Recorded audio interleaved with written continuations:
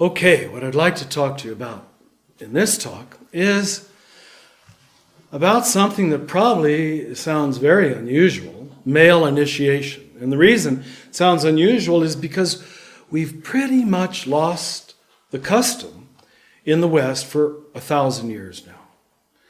And in that, we are an exception to every primal culture in the world.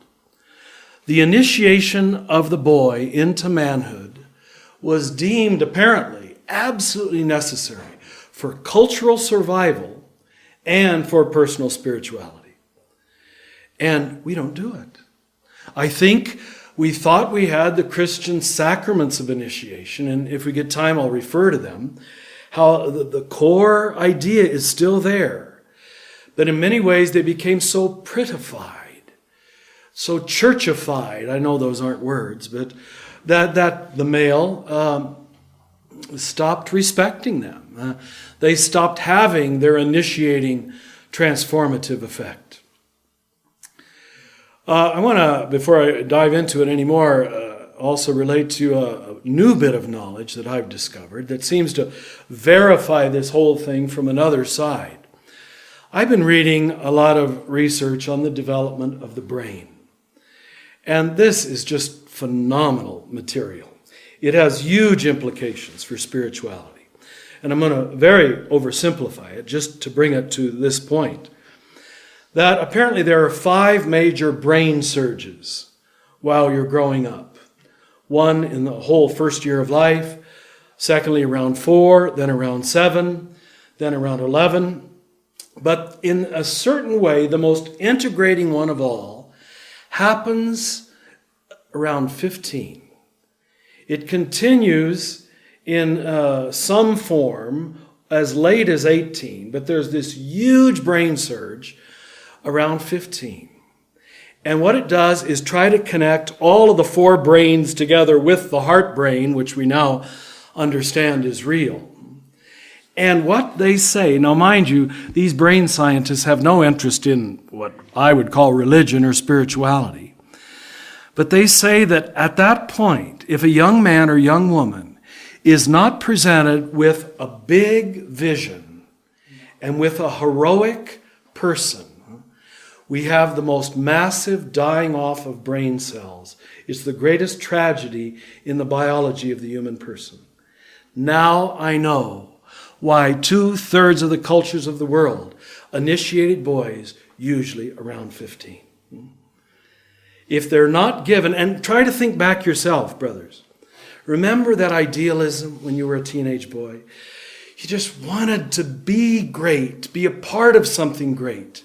If you're not presented to true greatness, which Jesus would call the reign of God, a great big frame, a great big picture, a great big vision, you know what the typical male does? And the brain science affirms this.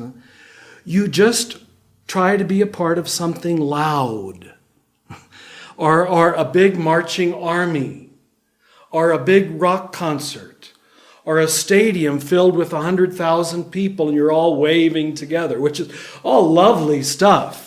But I would call it pseudo-transcendence.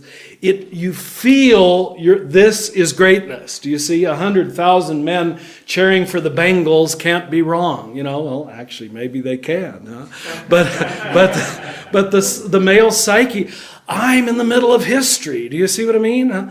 I'm in the middle of significance. It's probably why most men love to march with marching armies and marching bands. Huh? And why we like loud volume. For some reason, tremendously loud sound. I think the only time my own father ever, I don't think he ever yelled at me. I had such a good father.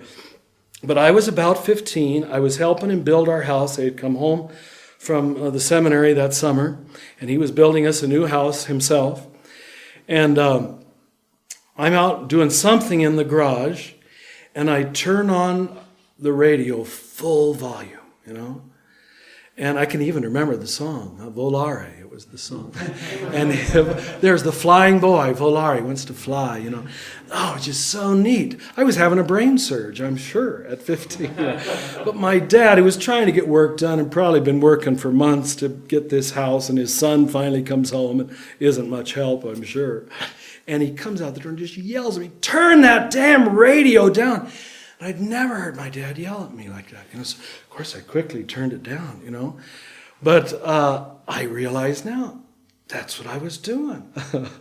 The seminary made me feel like I was a part of something great. Oh, I'm going to be a priest. I'm going to be significant.